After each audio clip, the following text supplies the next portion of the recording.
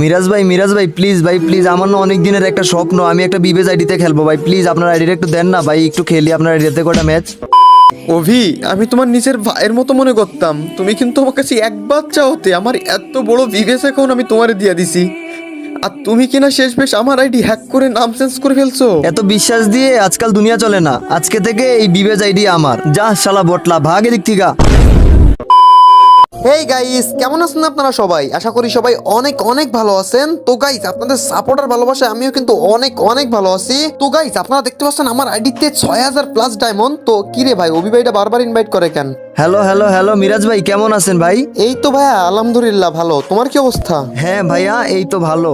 ভাইয়া আপনাকে একটা কথা বলবো, অনেকদিন ধরে ভাবতেছি, কিন্তু বলবো বলবো করে বলা হয় না।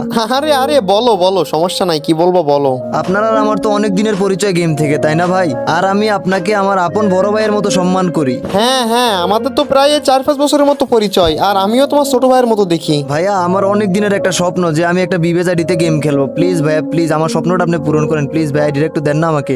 ভাইয়া, আমি তো আমার আইডি কারো কাছে শেয়ার করি না ভাইয়া, এটা আমার অনেক কষ্টের আইডি ভাইয়া, এটা আমি কারো কাছে শেয়ার করি না। প্লিজ ভাইয়া প্লিজ, আমার অনেক দিনের স্বপ্ন ভাই, আমার স্বপ্নটা আপনি নষ্ট করে দিয়েন না ভাই, প্লিজ আপনার বিবেজ আইডিটা একটু লগ ইন করাই দেন না আমার ফোনে, আমি কয়েকটা ম্যাচ খেলবো আপনার আইডিতে ভাইয়া। ভাইয়া বুঝতে পারছি ভাইয়া, আপনার অনেক ইচ্ছা, তারপরেও ভাই এটা আমার দ্বারা পসিবল না ভাইয়া। প্লিজ ভাইয়া প্লিজ না করেন না ভাই, আমার অনেক দিনের স্বপ্ন পূরণ হবে ভাই, প্লিজ আপনার আইডিটা একটু দেন না ভাই। ভাই, তোমার সাথে অনেক দিনের পরিচয়, অনেক দিনের পরিচয় আমার। হ্যাঁ, তুমি এতদিন কোনোদিন আমার কাছে কোনো কিছু চাও নাই, আজকে এতবার করে বড় মুখ করে আমারে বলছো, এত এত অনুরোধ করতেছো। আচ্ছা ঠিক আছে, যাও, আমার আইডি তুমি তোমার কাছে দিব। সত্যি ভাই আপনি আমাকে আইডি দিবেন ভাই? আরে তুমি আমার ছোট ভাইয়ের মতো, তুমি এতদিন পরে আমার কাছে একটা আবদার করলা। আচ্ছা দেখো, তোমার মেসেঞ্জারে নাম্বার পাসওয়ার্ড পাঠাই দিচ্ছি, গেছে? হ্যাঁ হ্যাঁ ভাই, নাম্বার পাসওয়ার্ড আইছে ভাই, এখন আমি আপনার আইডিতে ঢুকি ভাই, ঢুকি। আচ্ছা আচ্ছা, ঢুকো, আর কারোর সাথে খারাপ ব্যবহার করো না, হ্যাঁ, আমার আইডি দিয়া। A few moments later. এই সময় আমার কল দিল কে? মুন কল দিছে, দেখি ওর কল রিসিভ করি। Hello hello. মিরাজ ভাইয়া। হ্যাঁ মুন বল, আর তুই এরকম করে কথা বলতেছিস কেন, কি হয়েছে?